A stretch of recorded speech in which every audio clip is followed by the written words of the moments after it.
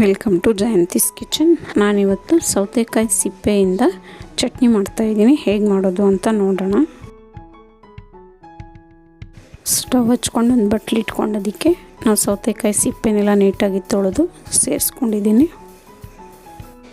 ನಾನು 2 ಸೌತೆಕಾಯಿ ಸಿಪ್ಪೆ ತೊಗೊಂಡಿದ್ದೀನಿ, 3 ಹಸಿಮೆಣಸಿನ್ಕಾಯಿ, 3 ಎಸಳು ಬೆಳ್ಳುಳ್ಳಿ,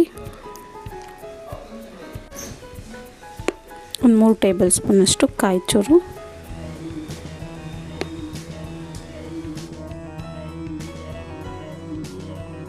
ಒಂದು ಟೇಬಲ್ ಸ್ಪೂನ್ ಕೊತ್ತಂಬರಿ ಸೊಪ್ಪು,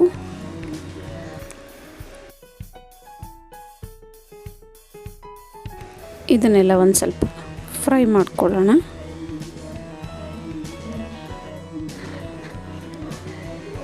ಇದೊಂದು ಸ್ವಲ್ಪ ಫ್ರೈ ಆದಮೇಲೆ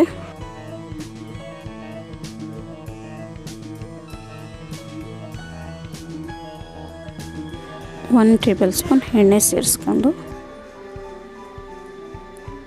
ಇನ್ನೊಂದು ಸ್ವಲ್ಪ ಫ್ರೈ ಮಾಡ್ಕೊಳ್ಳೋಣ. ಇದನ್ನು ಈಗ ಇದೆಲ್ಲ ಫ್ರೈ ಆಗಿದೆ. ಇದನ್ನು ತೆಗೆದು 1 ಟೇಬಲ್ ಸ್ಪೂನಷ್ಟು ಕಡಲೆಬೇಳೆನ ಚೆನ್ನಾಗಿ ಫ್ರೈ ಮಾಡ್ಕೊಳ್ಳೋಣ.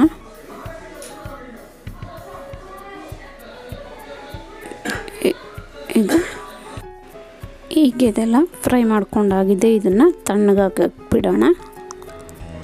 ಇದನ್ನು ತಣ್ಣಗಾದ್ಮೇಲೆ ಒಂದು ಮಿಕ್ಸಿ ಜಾರಿಗೆ ಸೇರಿಸ್ಕೊಂಡು ಒಂದು ನಿಂಬೆ ಗೋಲಿ ಗಾತ್ರದ ಹುಣಸೆ ಹಣ್ಣು ಸೇರಿಸ್ಕೊತಾ ಇದ್ದೀನಿ.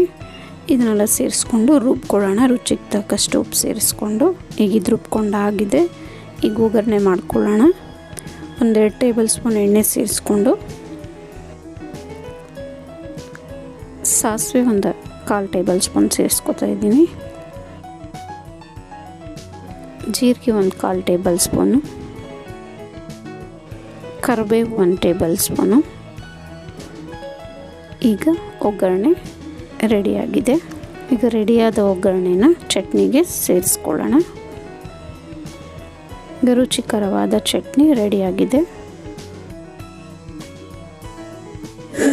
ನಿಮಗೆ ಈ ಚಟ್ನಿ ರೆಸಿಪಿ ಇಷ್ಟ ಆದರೆ ಲೈಕ್, ಶೇರ್ ಆ್ಯಂಡ್ ಸಬ್ಸ್ಕ್ರೈಬ್ ಮಾಡಿ.